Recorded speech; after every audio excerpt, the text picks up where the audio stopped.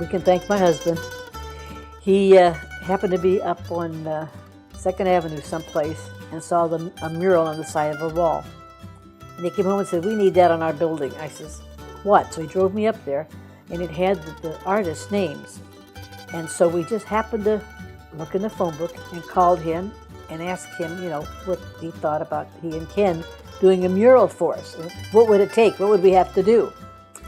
So he said, well, first we'd have to come down and look at the building. Then we'd have to make a rendering, and it would probably cost you $500 before we ever did anything, but we'd have to show you what we wanted to look like. So I brought it to the board, and they thought that would be a good idea.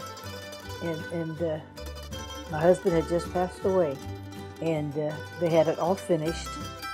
And I'm coming down the hill, and I'm saying to Ken, and I mean John, I wish there was something we could do to remember my husband on this wall. I mean, I just felt like there was something that had to be done. And he said, well, I'll think of something.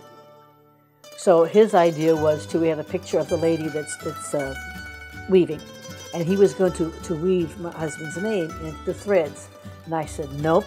I said, God told me what to do.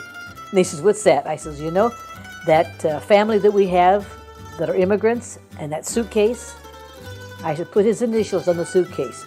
So his initials are there, JPC. That's it. Because as far as I'm concerned, that's his wall, I would like to see a facility that would be big enough to house the wonderful antiques and all of the history that we have about the Italian-American people.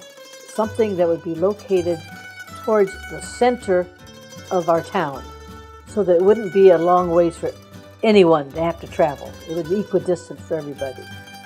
That's my dream.